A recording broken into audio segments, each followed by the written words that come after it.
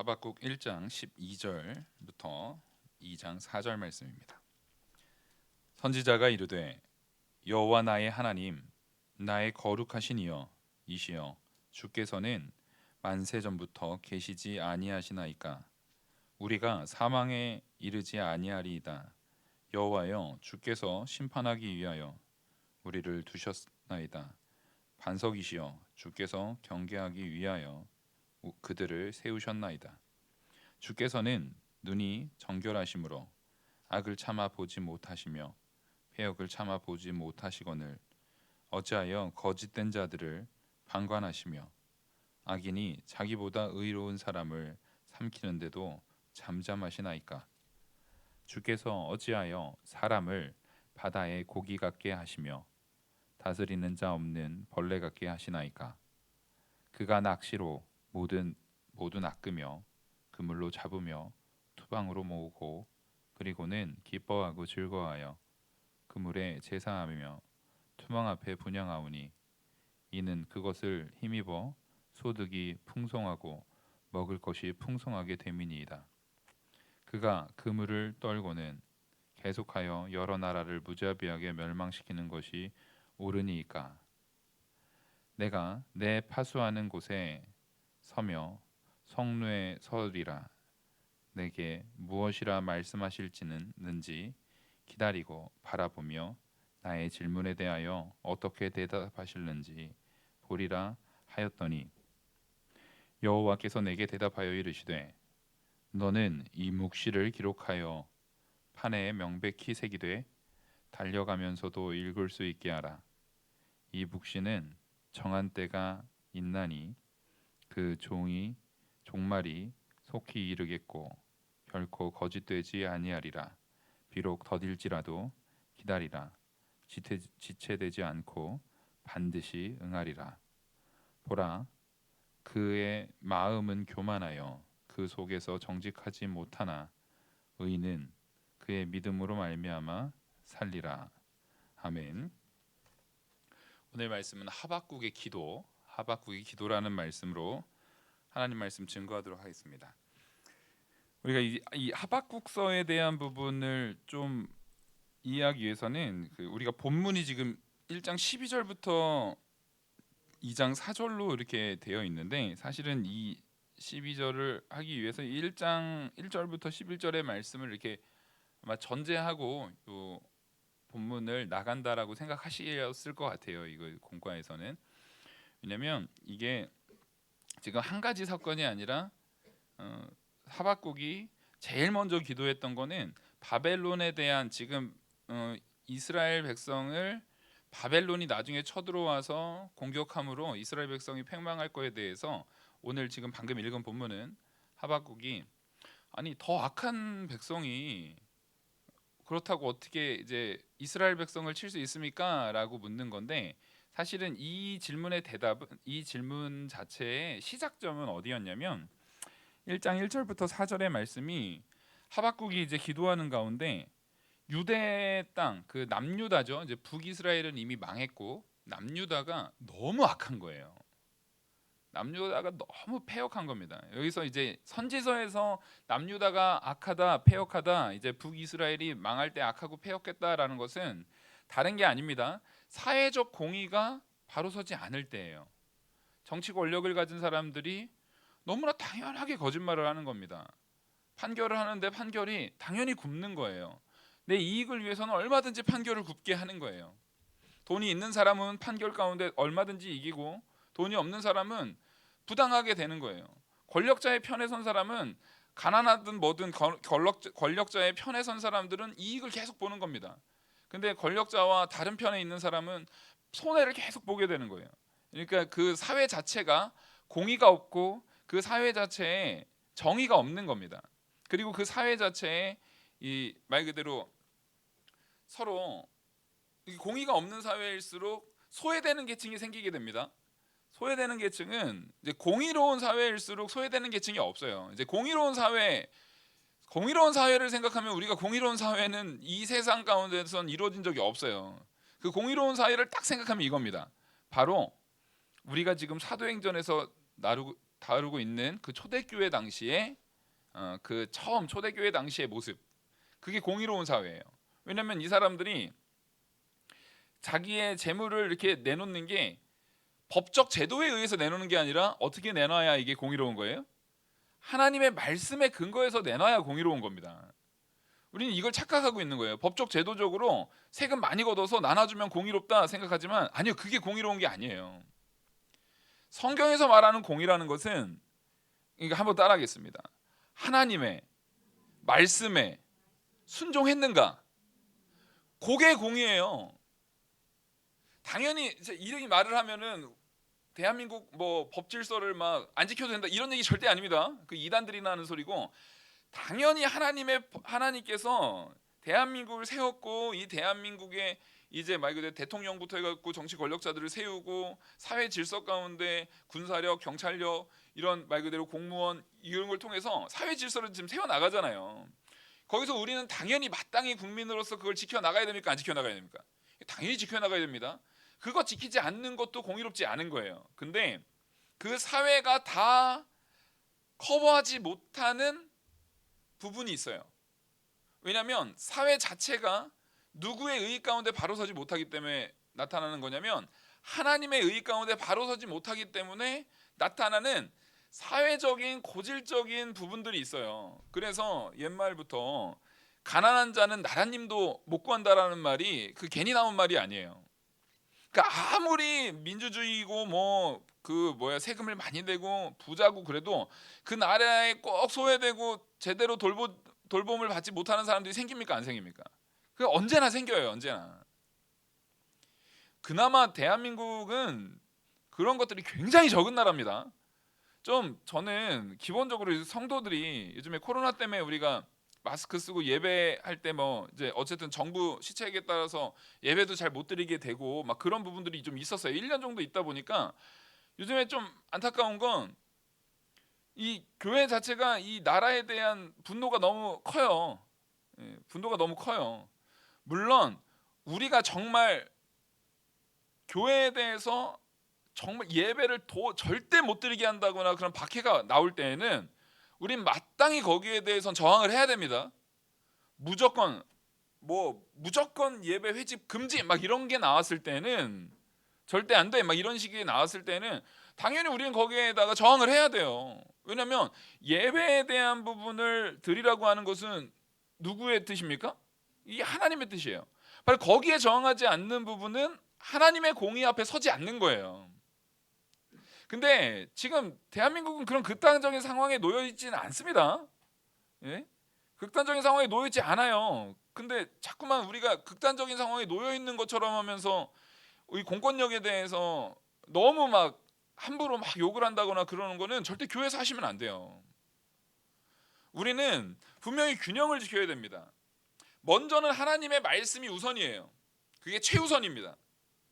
그 말씀대로 해야 돼요. 그래서 우리가 마스크를 쓰고라도 지금 이렇게 예배에 나와 있는 거 아닙니까?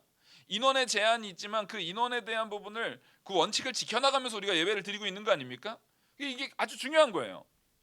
근데 하나님의 말씀 가운데는 이 세상 권력에 대한 부분도 누가 세웠다라는 말씀이 있어요? 하나님이 세웠다라는 말씀이 있어요. 제가 여기서 말하는 건 이 세상 권력을 하나님의 말씀에 어긋나는 거여도 무조건 지키라는 얘기가 아닙니다. 당연히 하나님의 말씀에 어긋나는 부분을 우리에게 요구할 때는 우리는 손양호 목사님처럼 혹은 스테반 집사님처럼 죽음을 불사하고 죽을 각오로 반드시 그 부분에 있어서는 우리는 우리 목소리를 내야 돼요. 우린 그럴 수 없습니다. 하지만 그거는 절대 어떻게 되면 안 돼요? 폭력적이면 안 돼요. 기독교의 힘은 어디에 있냐면, 오늘 이번까지만 따라하라고 하고 따라하라고 안 할게요. 기독교의 힘은 따라하겠습니다. 하나님 말씀으로 죽음에 있다. 우리의 힘은요, 하나님의 말씀 가운데 순종하면서 죽는 데 힘이 있어요. 왜요? 믿지 않는 사람들은 그 죽음을 보면서 와, 쟤네들 저게 뭔데 죽기까지 해 라고 생각할 수 있지만, 성도인 우리에게 있어서 죽음은 뭡니까? 하나님의 능력 안에 자는 겁니다. 그래서 하나님의 말씀을 지키기 위해서 죽는 상황에 놓여질 수 있어요. 육신의 생명을 얼마든지 내놓을 수 있어요. 근데 그 육신의 생명을 내놓는다는 것은, 손양원 목사님의 육신의 생명, 그 자녀들까지 육신의 생명이 내놓은 것은 그냥 죽고 끝난 것이 아니라 하나의 미랄이 돼가지고 땅에 심겨서 더 많은 신앙의 열매를 맺어나간 놀라운 역사입니다. 우린 그걸 믿어요. 그걸 믿기 때문에 신앙의 선진들은 얼마든지 그 앞에서 무력으로 투쟁한다거나 싸움으로 대항하는 것이 아니라 사랑으로 복음을 전하고, 그러니까 나를 죽이고 있는 사람들을 향해서도 진짜 사랑으로 전하는 거예요. 그 사람들을 해서 너 예수 안 믿어서 넌 지옥 가고 저주받는다 이런 얘기 하면 안 돼요. 스데반 집사님처럼 말씀은 단호하게 전해야 합니다. 말씀은 분명하게 선포해야 되는 거예요. 옳지 않은 것은 옳지 않다고 분명히 선언해야 되는 겁니다. 죄는 죄라고 분명히 선언해야 되는 거예요. 하지만 그 선언이 너 죄인이니까 넌 죽어야 되라면서 조롱 섞인 선언이 아니에요.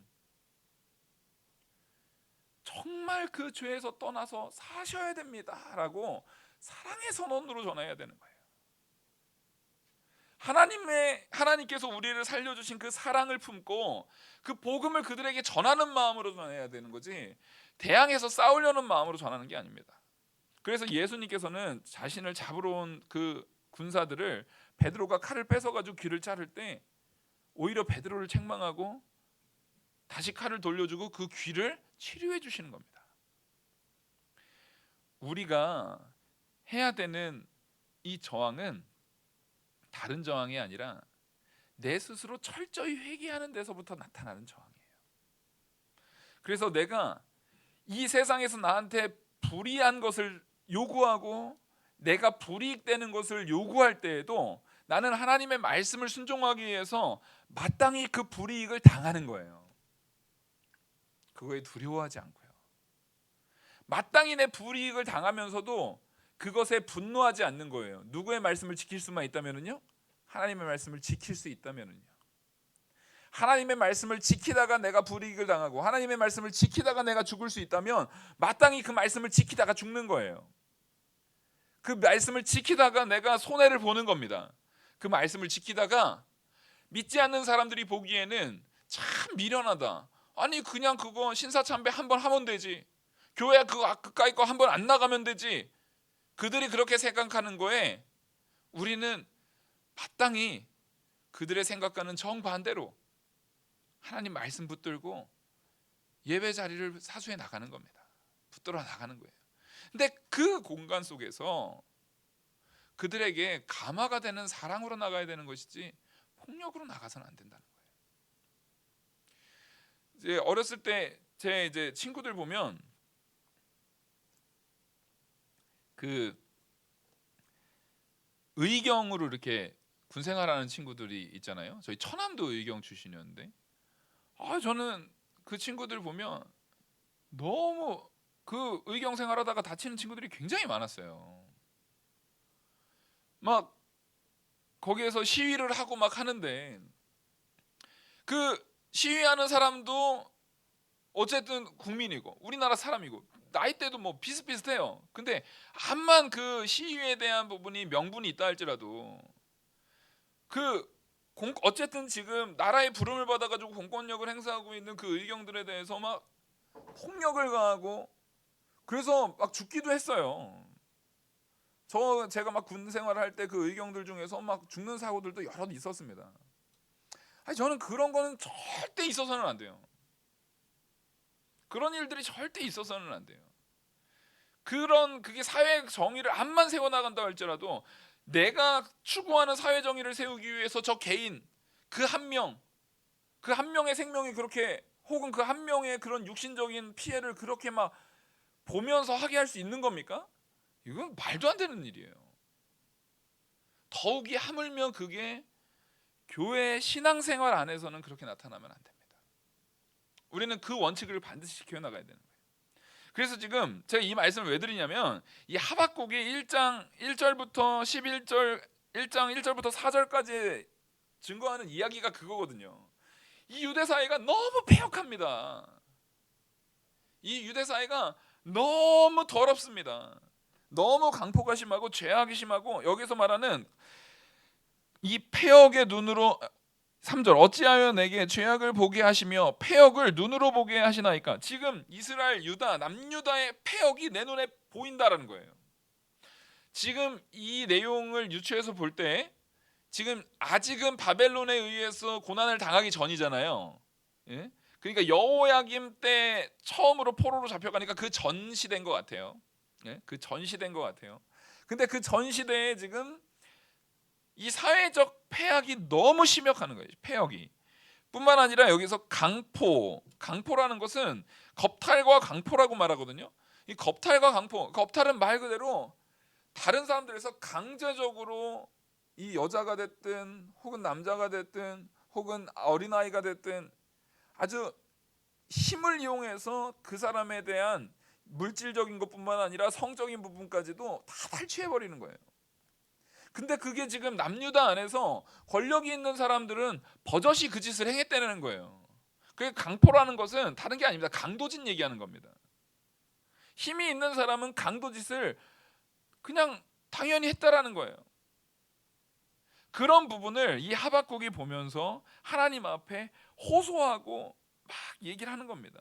그리고 내 앞에 그것이 이 겁탈과 강포가 있고 변론과 분쟁이 일어났나이다. 이 변론과 분쟁이라는 것은 이 공의 가운데 세워져서 이제 솔로몬처럼 솔로몬이 죄짓기 전에 이제 솔로몬의 판결들이 유명한 판결이 나오지 않습니까?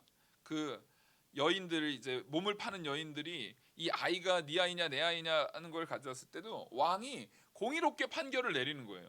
누구 편에 서거나 그런 것이 아니라. 근데 여기서는 변론이란 얘기는 내가 돈이 있으면 이것에 대한 변론을 할 수 있는 사람들, 그러니까 말 잘하고 이것을 변론할 수 있는 그런 법 안에서 그 법을 판결하는 판사라든가 이런 사람들을 다 매수해 버리는 거예요. 그 요즘으로 따지면 비싼 변호사 세우고 그 판사들 다 검찰이고 뭐 판사고 변호사고 이 사람들이 다 하나가 돼가지고 분명히 이 사람이 죄인인 게 분명한데도 불구하고 죄가 분명히 드러났음에도 불구하고 그 권력들이 똘똘 뭉쳐서 그게 죄가 아니다라고 말해주는 거예요. 왜요? 그게 자기들에게 이익이니까. 그게 본인들이 그걸 통해서 많은 이익을 받고 돈을 받고 하는 그 상황 가운데 판사들이 판결을 굽게 하는 거예요. 그런 부분을 했을 때 바로 4절 이러므로 율법이 해이하고 정의가 전혀 시행되지 못하오니 이는 악인이 의인을 애워쌌으므로 정의가 굽게 행하여 지민이이다. 그 이스라엘 백성이 지금 정의가 완전히 무너진 상황을 얘기하는 거예요.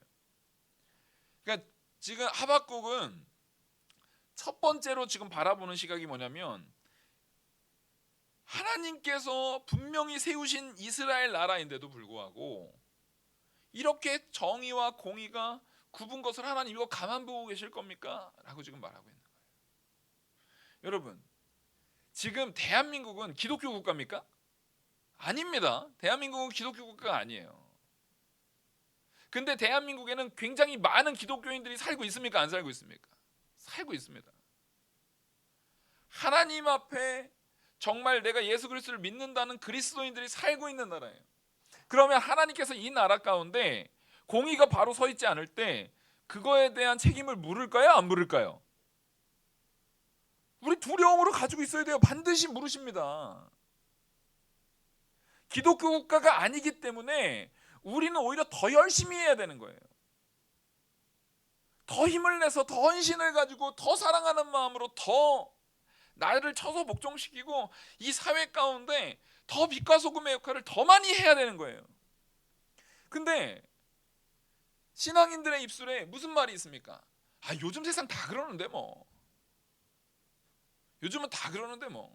혹은 내가 정치적으로 좀 내가 지지하고 있는 사람들이 죄 지을 때는 아유 저런 죄는 괜찮지. 다 국가를 위해서 저러는 거지. 다 나라의 발전을 위해서 저러는 거지라고 말하고. 혹은 내가 싫어하는 사람들이 죄 지을 때는 저런 나쁜 놈들 싹 다 죽여버려야 된다고 말하고. 이것 자체가 이미 지금 신앙인마저도 이렇게 마음에 굽어있는 생각이 있다면요 이거 돌이키셔야 돼요. 이거는 우리 한국 사회 가운데 아니 처음에 대한민국 이승만 대통령 때부터 건국된 이에 지금까지 어느 정부도 죄악된 굽어진 내용이 없었던 적 한 번이라도 있습니까? 아니 좀 있으면 저한테 좀 알려주세요. 제가 나름 역사를 전공한 역사 신학 전공하면서 한국사도 열어보고 한국 교회사도 열어보고 정말 종교개혁사도 보고 하는데 하다못해 제일 경건해 보였던 종교개혁사 안에서도 문제점들 항상 있었어요. 한국교회사 안에서도요, 손양아 목사님처럼 순교에 대한 막 이런 것도 있었지만 그 안에 권력 투쟁 막 분쟁 이런 거 많이 있었어요. 한국사에서 권력을 잡고 나서 문제 없었던 적이 한 번이라도 있습니까? 우리가 다 문제가 있었어요. 근데 그 문제가 내가 지지하는 사람이 문제일 때는 괜찮고 내가 지지하는 사람이 아닌 사람이 문제면 문제가 되는 거면은 우리부터가 지금 굽은 거예요. 마음이. 하나님 앞에 공의가 있습니까? 없습니까? 지금 하나님 앞에 공의가 있어요? 없어요? 하나님 앞에 내 마음이 굽어지면 안 돼요. 여기 성경에서 말하는 공의는 하나님이 세우시는 공의예요. 성경에서 말하는 공의는 하나님께서 우리에게 말씀하시는 공의예요. 그럼 과거에도 굽어진 부분이 있었으면 신앙인은 저건 옳지 않지 바꿔야지, 혹은 지금 이 순간에도 옳지 않은 게 있으면은 지금 이 옳지 않은 것은 신앙인으로서 아닌 걸 아니라고 말을 해야지 라는 부분을 우리는 최소한 이 세상의 기준 말고요, 세상의 기준이라는 것은 보통 누구한테 이익이 되는 기준이에요. 나한테 이익이 되는 기준이죠. 나한테 이익이 되는 기준이잖아요. 그 기준을 가지고 말하지 말고요, 하나님의 말씀의 뜻이 합당한지 안 한지, 하나님의 말씀의 내용이 나에게 제대로 적용이 되는지 안 되는지 그 부분을 가지고 기준을 세우시기 바랍니다. 이게 우리가 세워나가야 될 부분이에요. 근데 여기서 말하는 것은 지금 이 남유다의 이 패역의 죄악은, 그러니까 불신자들의 죄악을 얘기하는 겁니까? 믿는 자들의 죄악을 얘기하는 겁니까? 지금 믿는 자들의 죄악을 얘기하는 거예요. 그러니까 이거는 이 1절부터 4절의 말씀은 우리한테 얘기하는 거예요. 너희가 정말 스스로 공의 가운데 네 개인적인 이익이나 혹은 가정의 이익이나 말 그대로 흔히 말하는 연줄 해가지고 그런 이익을 추구하거나 이 세상적 이익을 추구하거나 그런 걸 통해서 내가 이익을 얻으려고 혹 너의 마음을 하나님 말씀 가운데 옳지 않은데도 불구하고 모른 채하고 굽은 마음을 품고 있지 않느냐 한번 물어보셔야 돼요. 그 앞에 우리 철저하게 회개해야 된단 말이에요. 이제 하박국의 이 고백은 하나님의 백성이 하나님의 말씀을 기준으로 공의를 세우지 않고 세상의 기준, 자기의 이익을 위해서 자기의 이익의 기준을 가지고 하나님의 공의를 지금 굽게 하는 것을 하나님 이거 가만 놔두고 가만 보실 겁니까? 라고 지금 굉장히 호소를 하고 있는 거예요. 보통 다른 선지자들을 보면은 나라가 이렇게 된 부분을 하나님의 말씀을 들어가지고 사람들한테 선포하는 게 보통 선지자의 역할이었잖아요. 근데 여기서 하박국은요, 하나님한테 자꾸 질문을 합니다. 하나님, 이 공의롭지 못한 거 그냥 보고 계실 거예요? 근데 하나님께서 그냥 보고 계십니까? 안 계십니까? 절대 그냥 놔두지 않습니다. 우리가 두려워야 될 부분이 이 부분이에요. 그래서 5절부터 11절까지 바벨론을 통해서 이스라엘 백성이 진멸될 것을 여기에서 예언을 해주시는 거예요. 이후에 여호야김 때부터 이제 쫙 3차 포로까지 잡혀가고 나중에 시드기야는 눈알 뽑히고 아주 비참한 상황들이 생겨납니다. 그걸 하나님께서 먼저 보여주시는 거예요. 여러분, 성도답게 성도가 하나님 말씀 가운데 내 이익을 위해서 나아가고 하나님의 영광과 하나님의 공의를 위해서 살아가지 않을 때 눈알 뽑힐 각오하셔야 돼요. 이 나라가 바로 서지 못하면 정치인 탓 아니고요, 남 탓 아니고요, 성도가 기도하지 않은 탓인 줄 알아야 됩니다. 아니 왜 그렇게 모든 문제는 나 아닌 다른 사람 탓이 돼버렸습니까? 하나님께서 우리에게 물으시는 것은 너의 죄로 인해서 그리스도가 죽었는데 우리가 생각할 때는 저 사람 죄 때문에, 쟤네들 때문에 예수님 죽었어, 이게 지금 되고 있다라는 거예요. 지금 지금 이 말씀을 보십시오. 하나님께서 지금 오래 참아주고 계시는 거예요. 하나님이 지금 참아주고 계시는 거예요. 몇백 년을 참아주고 계셨던 거예요. 그러면 지금 우리 상태는요? 요즘에 얼마나 이 한국 사회가 지금 마스크를 썼을 뿐이지 과거보다 지금이 살기 어려우세요? 먹고 살기가 어려우세요? 코로나 때문에 진짜 좋아진 게 있어요. 전 세계에서 배달이 우리나라만큼 잘 되는 데가 없어요. 이렇게 편한 나라가 없어요. 아니 코로나 이 어려운 상황에서도 방법을 찾아내요. 보니까 진짜 한국 사람들이 똑똑을 해도 똑똑하긴 너무 똑똑한 것 같아요. 코로나 때문에 다 경제들이 세계 경제들이 막 어려워지는데 솔직히 한국의 소상공인들이 지금 너무 어려운 상황에 있습니다. 너무 어려운 상황 가운데 있어요. 그거는 사회적으로 어떻게 빨리 좀 해소가 돼야 될 것 같아요. 코로나가 나아져야 결국엔 그 사람들은 사람이 유동이 돼야 되는데 유동이 되지 않으면은 그 점점 더 어려워질 것 같아서 그게 되게 걱정이 돼요. 근데 정작 한국 전체의 경제 상황, 전체의 수출이라든가 이런 우리가 흔히 우리나라는 대부분의 산업이 수출 지향적인 산업이잖아요. 그걸 통해서 나타나는 거 보면요, 우리나라가 다른 나라에 비해서 그렇게 힘든 상황이 아니에요. 이게 보십시오. 그러면 우리나라가 지금 옛날에 비해서 너무 잘 사는 나라가 됐어요. 너무 살기 좋은 나라가 됐어요. 그리고 그런 좋은 회사, 말 그대로 수출을 해가지고 좋은 회사일수록 코로나지만 마스크 써서 불편하지만 생활이 어렵지 않은 사람들도 상당히 많아요. 근데 그러다 보니까 이상해졌습니다. 과거 제가 떠올려 보면 우리 동네 분들은 뭘 사더라도 일부러 큰 슈퍼도 안 가고 주변에 동네 슈퍼 가가지고 꼭 가까운 사람이 뭐 파는 물건 꼭 사주셨거든요. 우리 부모님도 항상 그 얘기 하셨어요. 우리 부모님도 장사를 하셨지만 뭐 살 때는 가까이 이렇게 장사하고 이렇게 하시는 분들 돌아보면서 그 사람들 걸 이렇게 사주고 해야 된다. 그 서로 내 주변 사람들부터 최소한 잘 먹고 잘 살 수 있는 상황을 만들어줘야 된다는 얘기가 있었는데 지금 한국은 어떤 사람들은 이 코로나 때문에 너무 부자가 된 사람들도 있습니다. 근데 이 코로나 때문에 아까 말했듯이 지금 소상공인 같은 경우들은 정말 폐업이 엄청나게 일어나고 있어요. 살 수가 없어요. 지금 너무 힘들어요. 그러니까 대기업 좋은 직장 다니는 분들은 지금 그게 나쁘지 않아요. 그리고 그런 분들은 보통 집도 있으니까 집값도 막 올라가잖아요. 그러니까 그렇게 나쁘지 않아요. 근데 정작 소상공인 같은 좀 어려운 상황 가운데 있는 분들은 지금까지 상상해보지 못할 정도로 어렵습니다. 지금.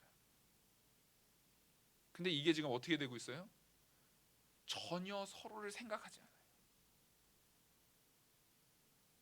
전혀 서로를 생각하지 않아요. 내 부에 대한 부분을 그냥 만족하고 뭐 이 정도니까 이 나라 좋네 이렇게 하고 한쪽은 또 그 어려움 가운데 원망이 있고 그 내용을 하나님께서 다 지켜보고 계시다라는 거예요. 지금 제가 볼 적엔 한국은 분명히 제가 어렸을 때보다 훨씬 잘 먹고 잘 살고 세계적으로 보더라도 OECD 국가 안에서 보더라도 잘 먹고 잘 사는 나라인 게 분명해요. 근데 분명한 건 건강한 나라는 아닌 것 같아요. 아무리 봐도 건강한 나라는 아닌 것 같아요. 우리 딸아이가 학교에 갔다 오면 한 6시만 넘어서 껌껌해지면은요, 걔가 혹시 어디 나간다고 하면 절대 못 나가게 해요. 그 마음의 불안함을 이 딸 가진 아빠의 불안함이라는 것이 이 사회가 이상해졌다라는 것을 반증하는 거예요. 그 아이가 이 밤에 해만 져도 솔직히 근데 우리나라는 그래도 안전한 나라인데도 불구하고 과거에는 뭐 얼마든지 다녀도 뭐 그렇게 위험하지 않다라고 생각하는데 요즘에 보면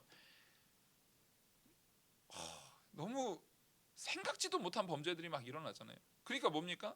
다 내 기쁨을 위해서는 얼마든지 죄악을 저지르는 사회들이 돼버리니까 사회가 분명히 부자는 됐어요. 차들 보십시오. 옛날에는 상상도 할 수 없을 정도의 좋은 차들이 지금 나오고 있습니다. 점점 멋지고 기능도 더 좋아지고 이젠 조금 있으면 자율주행도 나온대요. 이제 내가 운전 안 해도 돼요. 차가 알아서 주행하고 막 그게 뭐 언제 나올지 모르겠지만 최소한 하나님이 그냥 제가 일찍 요절하지 않는 이상은 제가 죽기 전에는 자율주행차를 탈 것 같아요. 제가 볼 적에 여기 권사님들도 다 타셔요. 보니까 자율주행 버스도 탈 것 같고 우리 다 그거 타게 될 것 같아요. 세상은 그렇게 됐는데 근데 제가 볼 적에는 하나도 행복하지 않아요. 서로를 사랑하는 마음이 없어요. 서로에 대해서 존중하는 마음이 없어요.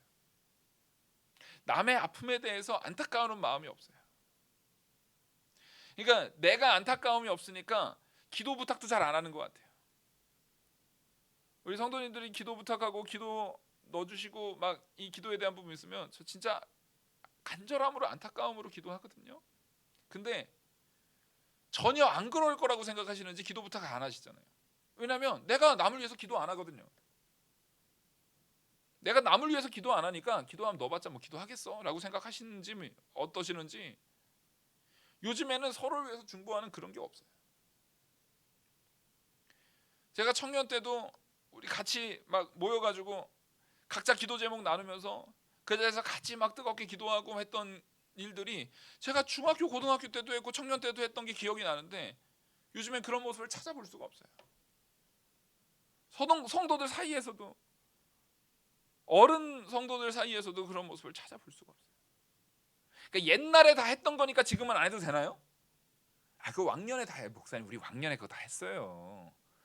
저도 했어요. 저도. 그러면요 뭐 왕년에 했으면 끝이에요? 그 왕년 걸로 구원받아요? 구원은 이미 그거 안 했어도 그리스도의 은혜로 구원은 받았어요. 우리가 그때 왕년에 그거 했다고 구원받은 것도 아니에요. 그 전에 이미 창세 전에 하나님께서 우리 구원하셨단 말이에요. 구원받은 백성이 마땅히 해야 될 일들이잖아요. 성도가 할 건 해야 될 거 아닙니까? 그거 안 하니까 하나님께서 이렇게 책망을 하시는 거예요. 근데 이 하박국이 들어보니까 이건 아닌 것 같거든요. 하나님 암만 그래도 저 바벨론 패역한 저 나쁜 놈들에 의해서 우리가 그래도 하나님의 백성들인데 우리가 고난받고 환난받는 거는 이거는 문제 있지 않습니까? 이거는 잘못된 것 같습니다 라고 묻는 게 12절부터 묻는 거예요. 하나님 앞에 이제 유대에 대한 이 유대 민족들에 대한 그 징벌, 하나님께서 그 징벌로서 심판하신다는 것이 이게 하나님의 심판은 알겠지만 근데 그 심판의 방법이 더 패역한 저 바벨론 사람들에 의해서 심판 내려지는 게 이거 옳아 보이지 않는다라고 지금 얘기하는 거예요. 이거 어떻게 우리가 받아들여야 됩니까? 라고 지금 다시 물은 게 오늘 본문의 내용입니다. 하박국이 그 기도를 가지고 물을 때 이제 이렇게 말합니다. 2절 하박국이 그들에 대해서 뭐라고 말하냐면 이 바벨론이 얼마나 나쁜 사람들인지 주께서 어찌하여 사람을 14절 주께서 어찌하여 사람을 바다의 고기 같게 하시며 다스리는 자 없는 벌레 같게 하시나이까. 그러니까 우리를 이제 벌레 취급하고 물고기 취급하고 이렇게 우리를 아주 하찮게 취급하셔서 그가 낚시로 모두 낚으며 그물로 잡으며 토망으로 모으고 그리고 그 기뻐하고 즐거워하며 그물에 제사하며 투망 앞에 분향하오니 이는 그것을 힘입어 소득이 풍부하고 먹을 것을 풍성하게 됨이니이다. 그러니까 지금 저 갈대아 사람들 보니까 저 바벨론 사람들이 갈대아 사람이라고 말하거든요. 그 바벨론 사람들 보니까 저 사람들은 우리를 잡아 죽이고 하는 그 지금 물고기를 표현했는데 물고기를 잡을 때 그물로 잡잖아요. 낚시로 잡잖아요. 낚시와 그물로 잡으면은 뭐한테 영광을 돌리는 거예요? 낚시를 막 빌어요. 낚시한테 막 영광을 돌려요. 그 그물에 막 빌어요. 그러니까 뭡니까? 나한테 이익을 주는 자기가 우상이 되는 거예요. 하나님이 없고 내가 내 권력, 내 힘, 내 능력, 그러니까 요즘으로 따지면은 군사력, 핵무기한테 핵무기 때문에 우리나라는 안전해. 여러분 핵무기가 우리를 안전하게 하는 거 아닙니다. 북한이 핵무기 가지고 있으니까 저 북한은 괜찮은 거예요? 아니에요. 저는 그게 참 미련한 것 같습니다. 우리나라도 북한처럼 핵무기만 가지면 안전해집니까? 아닙니다. 핵무기는 가졌는데 우리가 믿음 가운데 성도들이 바로 서지 못해서 소돔과 고모라처럼 의인 10명이 없으면은요 반드시 망해요. 근데 우리 핵무기 하나도 없고 뭣도 하나도 없어도 성도들이 하나님 앞에 의롭게 바로 세워져 있으면은요 북한이 핵무기 아니라 핵무기 할아버지를 가지고 있어도 우리 못 건드려요. 히스기야가 도저히 이길 수 없는, 아수르를 도저히 이길 수 없는 상황에서도 하나님께서 어떻게 이기게 하십니까? 하나님의 천군 천사를 보내서 이기게 하시는 거예요. 근데 그 믿음은 도대체 어디 갔습니까? 아니 성도로서 그 믿음이 어디 갔냔 말이에요. 정말 우리 마음에 하나님이 우리를 붙드시는 능력의 하나님이라는 믿음이 있는지 돌이켜 보시라는 거예요. 지금 이게 하박국이 이스라엘의 그 종교 지도자들과 이스라엘의 그 신앙인들에게 말하는 거라니까요. 이스라엘을 향해서 말하는 거라고요. 지금 우리를 향해서 말하는 거라고요. 성도인 우리를 향해서 말하는 거라고요. 언제까지 저 갈대아인들처럼 똑같이 그 낚싯대, 우리한테 이익을 주는 그 낚싯대 하는 거에 그거에 관심 갖고 그물에 관심 갖고 하박국이 그렇게 패역한 사람들에 의해서 우리를 어떻게 심판하십니까? 라고 말하는데 하나님께서는 오히려 보십시오. 이스라엘의 그 짓과 똑같이 하고 있는 거예요. 남유다가 그들과 다름이 없게 하니까 그것을 더 잘하는 바벨론 사람에 의해서 멸망하는 거예요. 우리가 멸망하지 않고 우리가 바로 서고 우리가 멸망하지 할 수 있는 방법은요, 세상보다 공부를 더 잘해서 혹은 세상에 믿지 않는 사람들보다 우리가 더 높은 권력에 있어서, 그러니까 말 그대로 대통령이 기독교인이 대통령 되면 우리가 괜찮아져요? 그런 게 아니라는 거예요. 우리는 근데 방법을 잘못 가지고 있어요. 기독교인들을 잘 교육시켜가지고 권력 자리에 기독교인들이 한 90% 채워지면은, 그러면 우리가 기독교인의 삶이 나아질까요? 여긴 기독교 국가였다고요. 남유다는 기독교 국가였다고요. 로만 카톨릭은 기독교 국가였다고요. 그렇게 해서 암만 기독교 국가면 뭐합니까? 거기에 뭐가 없으면은요, 하나님의 공의가 없으면 타락하고 더 더러워지는 거예요. 더 악해지는 거예요. 그 안에서 서로 연줄 가지고 누구는 더 섬기고 더 챙기고, 내 식구들은 더 챙기고, 혹은 나랑 친한 사람들은 더 챙기고, 나랑 좀 안 친한 사람들은 저 사람들은 왜 저렇게 하는지 또 욕하고, 그 안에서 또 싸우고. 정신을 차려야 되는 거예요. 하나님께서 우리에게 뭘 얘기하는 겁니까? 남유다가 이 세상이 하고 있는 짓거리를 똑같이 하고 있는 거예요. 하나님의 공의 안 세우고 자기 이익을 위해서 세워나가고, 자기 이익을 위해서 그 판결을 굽게 하고, 자기 이익을 위해서 모든 것을 할 때 하나님께서 더 전문적으로, 더 분명하게, 더 확실하게 자기 이익을 위해서 사는 바벨론을 통해서 멸망시켜버리는 거예요.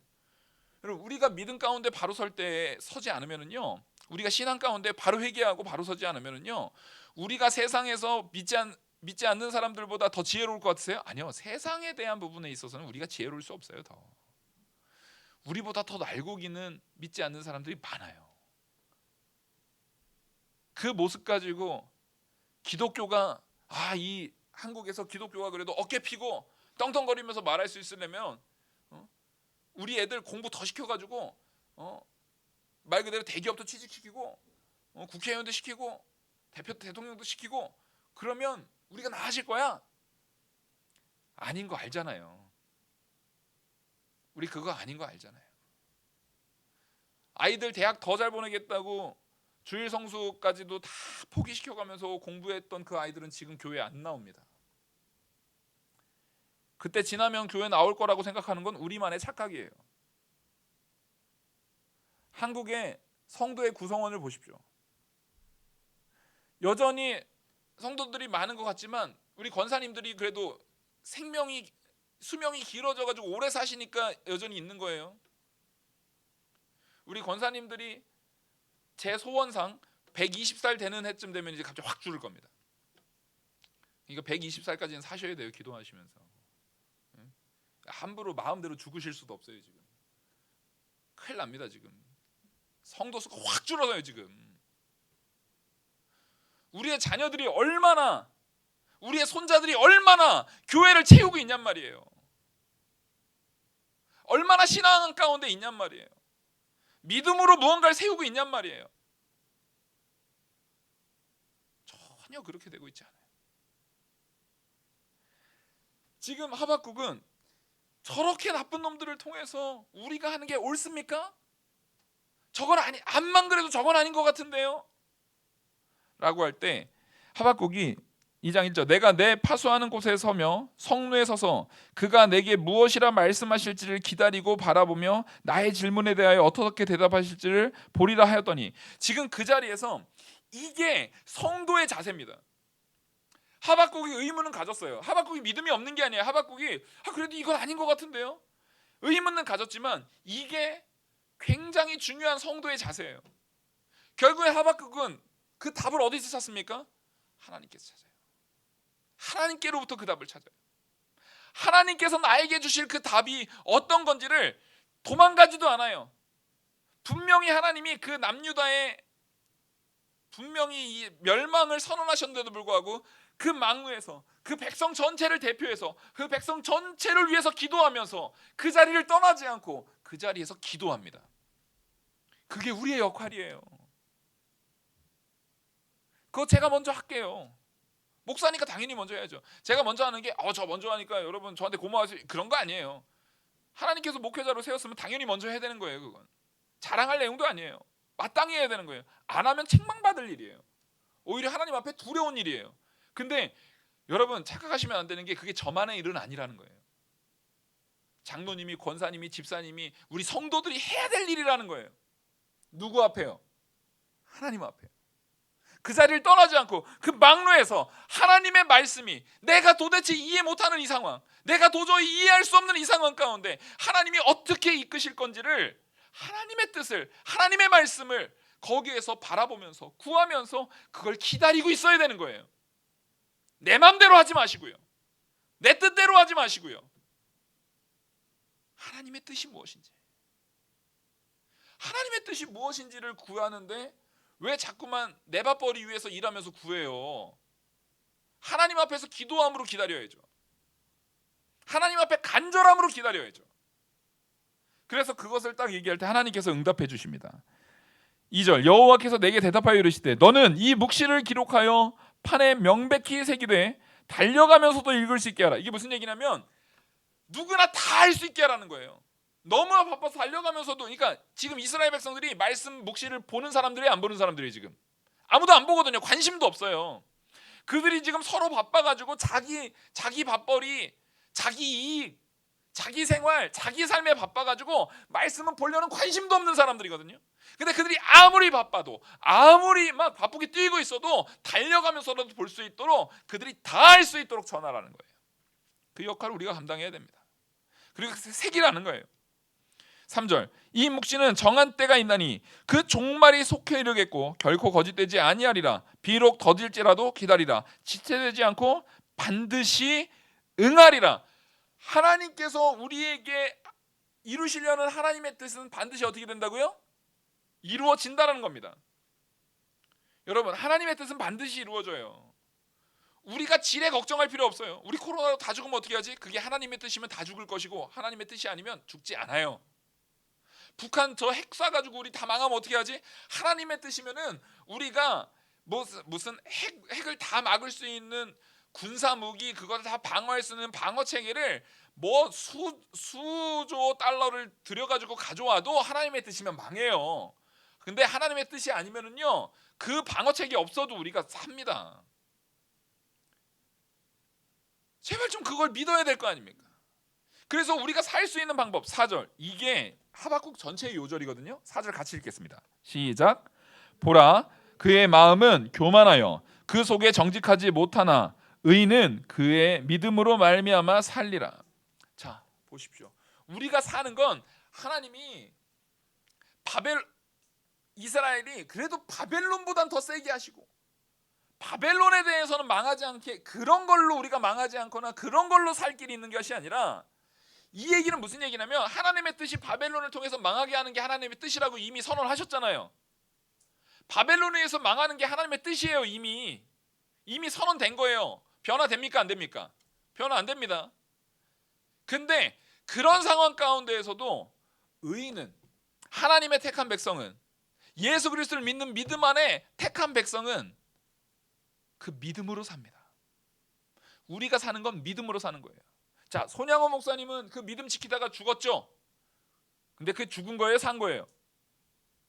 스데반 집사님은 믿음 지키다가 순교당했잖아요. 근데 그게 죽은 거예요, 산 거예요? 오늘 말씀으로 보면 그 믿음 때문에 손양호 목사님은 믿음 때문에 영광스러운 삶을 사신 거예요. 스데반 집사님도 영광스러운 삶을 산 거예요. 그 삶은 옛날에 살았지 지금은 죽어 있잖아요. 아니요. 지금 영원한 천국에서 살고 있고, 영원히 앞으로 예수 그리스도 재림하실 때 부활체로 살고, 그것은 영원히 찬양받을 거란 말이에요. 우리의 삶이라는 것은 정말 하나님 앞에 내가 지금 죄된 것을 철저히 회개하면서, 철저히 돌이키면서 회개하고 믿음으로 살라는 거예요. 철저히 회개함으로 그 믿음 가운데서 살기를 바라면서 우리의 삶의 내용을 바꿔나가라는 거예요. 당장에 고통이 오냐 안 오냐 거기에 좀 매몰되지 말고요. 이 사회가 불의하면 그 불의한 가운데 내가 어떻게 할 것인가, 그 불의한 가운데 성도인 나는 어떻게 설 것인가, 그것을 하나님 앞에 답을 구하고 하나님 앞에 아뢰고, 하나님이 주시는 그 답을 하나님 앞에 간절히 회개함으로, 고요히 기도함으로 그 답을 찾아서 그 자리를 떠나는 것이 아니라 오히려 그 자리에서 회개의 기도함으로 그 믿음으로 살기 위해서, 믿음으로 바로 살기 위해서, 믿음으로 생명을 얻기 위해서 살아가는 성도 돼야 된다는 거예요. 우리가 그걸 붙들어야죠. 하나님께서는 지금 우리 앞에 백성을 위해서 기도하는 사명을 요구하고 계시는 겁니다. 그 자리를 떠나지 않고 우리 성도 한 명 한 명에게 이 나라가 하나님의 공의 앞에 바로 서는 나라 되게 해달라고, 우리가 다 하박국처럼 그 자리를 떠나지 않고 그 자리에서 하나님을 향해서 기도하고 내 사명을 지키면서 기다리면서 기도하는 각오, 우리 영화교회에서 저부터 하겠습니다. 여러분들도 같이 하셔야 되는 거예요. 우리가 같이 그 사명을 감당해야 되는 거예요. 하나님께서 그 사명을 우리에게 요구하시는 줄 오늘 이 시간 하나님 앞에 믿고 고백하는 우리 성도님들 다 되길 간절히 소망합니다. 기도하시겠습니다. 은혜와 사랑이 많으신 하나님 아버지, 하나님의 말씀에 합당한 공의로운 정의로운 성도 되게 하여 주시옵소서. 세상 것에 매몰되지 않고 하나님 말씀대로 나아갈 때 세상이 우리를 박해하고 우리를 못 살게 군다 할지라도 그 자리에서 하나님의 놀라운 답이 무엇인지, 응답이 무엇인지를 기도로 회개하면서 자신을 쳐서 복종시키고 돌이키면서 기다리는 성도로 세워 주시옵소서. 이 모든 말씀 살아계신 우리 주 예수 그리스도 이름으로 기도 올리옵나이다. 아멘.